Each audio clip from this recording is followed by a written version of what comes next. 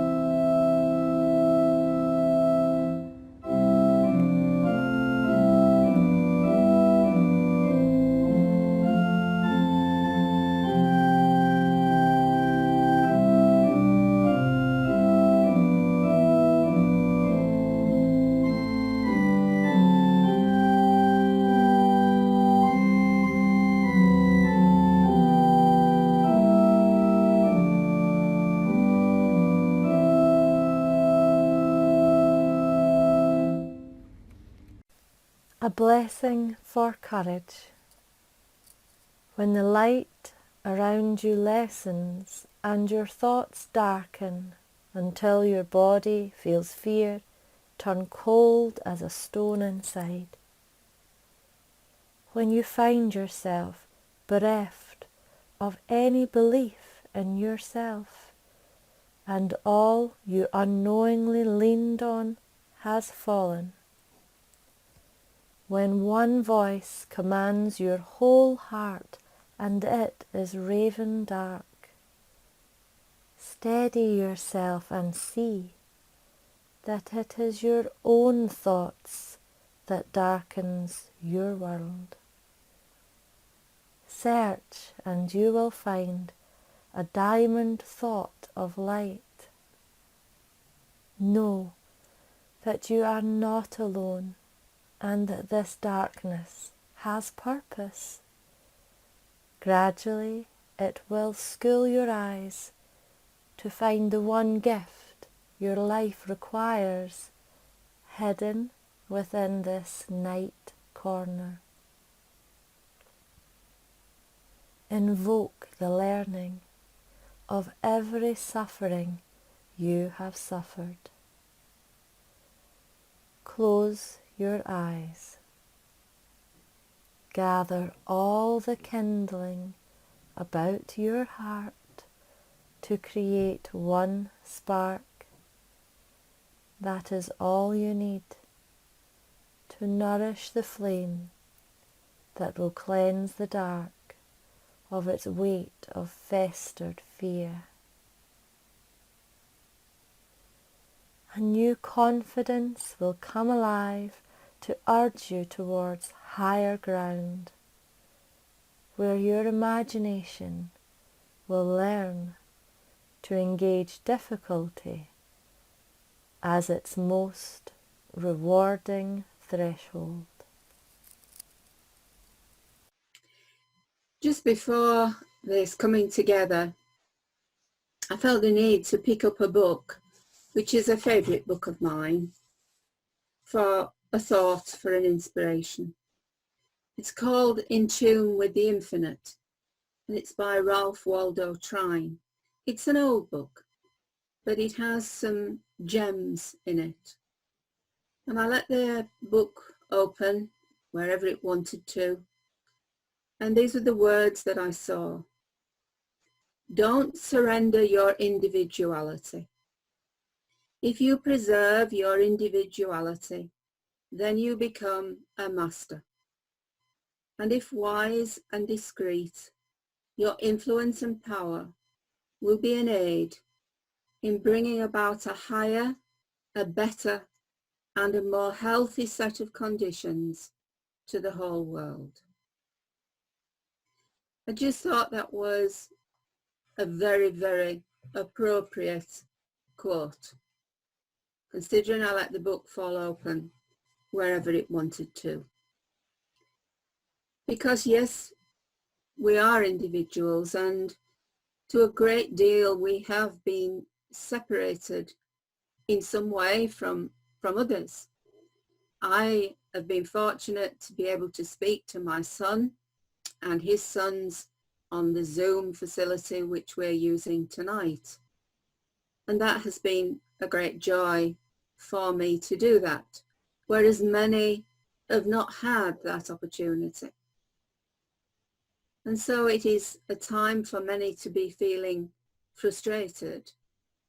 On the television this evening, they were interviewing people who were troubled, mentally distressed through being confined to their home. And they were really struggling.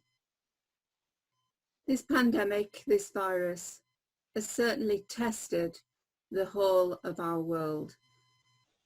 It's not been like in the past where we've had really difficult conditions perhaps in one country, perhaps created through war or famine or flood or whatever.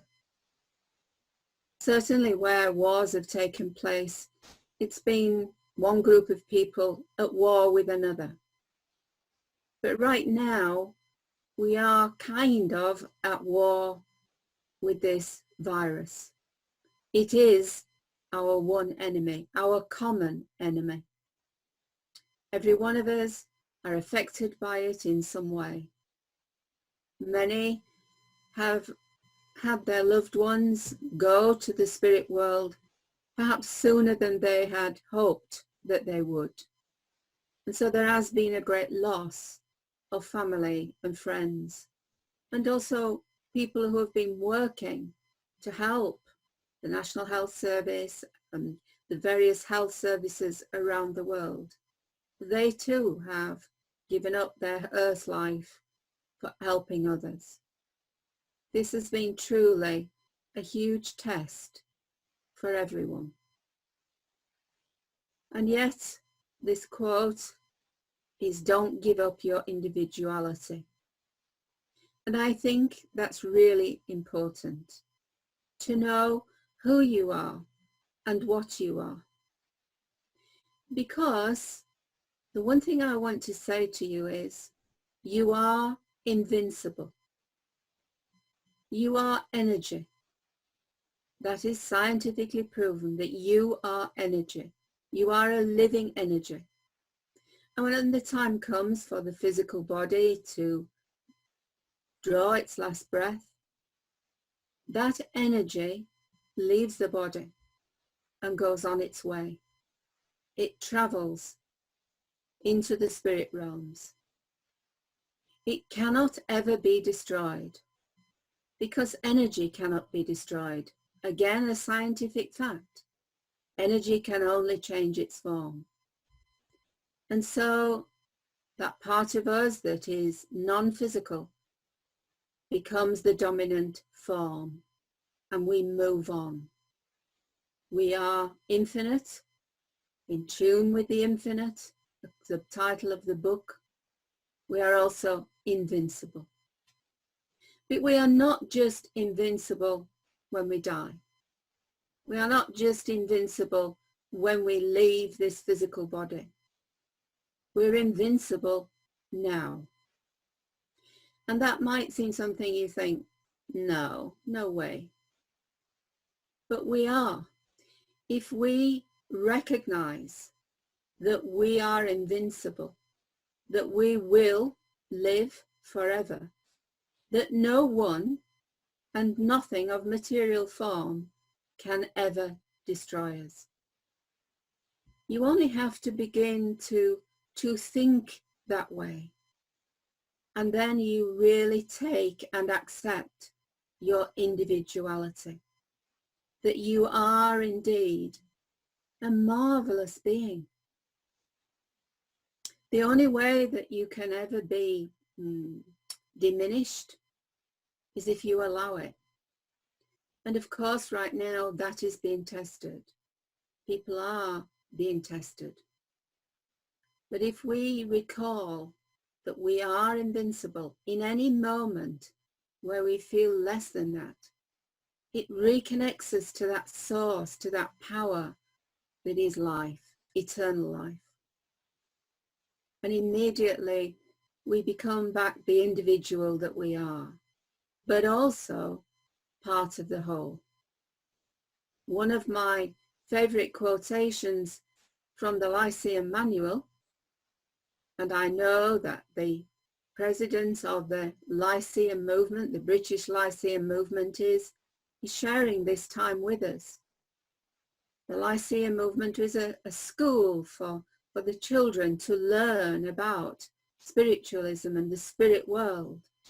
And there's a wonderful quote in that book, in that manual: "All are but parts of one stupendous whole, whose body nature is, and God the soul." And that quotation, just when I say it, it gives me a most wonderful feeling that I am invincible, because I am part of that whole, and nothing and no one can ever destroy me. And in this time when we are being tested, then we do need to recall and connect to our invincibility to see us through the difficult days. We have been very fortunate in the United Kingdom over this past month to have had some beautiful sunshine days. And sunshine makes you feel good. But if we lived in a land of permanent sunshine, we would live in a desert, because nothing grows in a desert except cacti. We need rain in order for things to grow. And so challenges in our life are like rain. We need them because if we understand them, then they enable us to grow. And that's why we came to this earth, this lifetime, to learn, for our soul to grow by sharing our lives with other people of all nationalities, all religions, whatever creed, dogma, colour, irrelevant. For it is through that wonderful mix and interaction that we learn and grow. So this is a very special school of learning. And yes, we like the sunshine. We love that good feeling, that feel good feeling. And sometimes we feel challenged when perhaps the tears fall like the rain. But often through those tears comes that growth, that understanding that through these challenges that are taking place for so many at this time in our world, will come a greater understanding. As we make contact with people that perhaps we haven't made contact with for a while, suddenly now at this time, I have received contact from people who've not been in touch with me for years. If I were to use a personal example, my husband is not good at keeping in touch with his family. He has one brother still alive and they just never communicate. But during these past weeks, they have each phoned each other several times. Why? Why has that prompted? But whatever the reason, it's been good. Out of this crisis has come a reconnection of two brothers that are very different, have gone their separate ways, but they're still brothers. And this time has brought them together again. For me, it's been a joy to, well, not see it, but hear it. First one phoned, then the other phoned, and so on. And I hope that will continue. If necessary, I will prompt it to do so. And then the son of the other brother has phoned his uncle. Never been known ever in the history that I know of. So special things have come from these difficult times. Through the challenges, we've had our rewards. We have grown. We have learned to live our lives in a different way.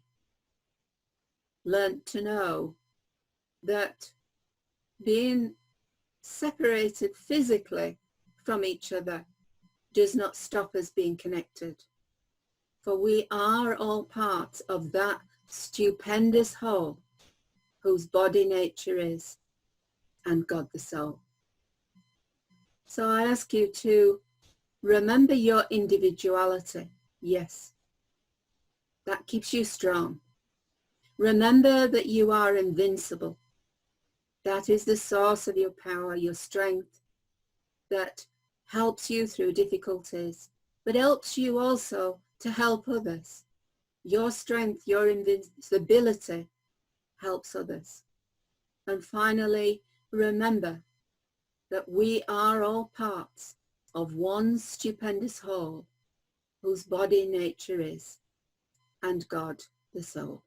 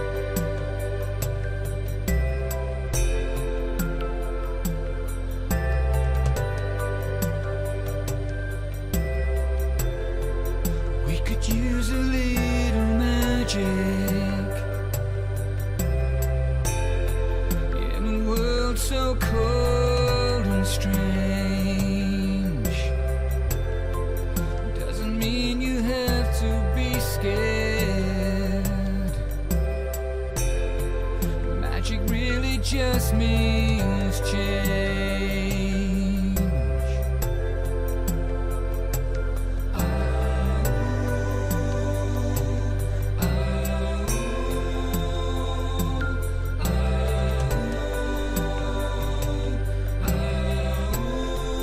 We could use a little magic. It's not easy to explain. Oh, to fill us all with wonder. Magic really just means change.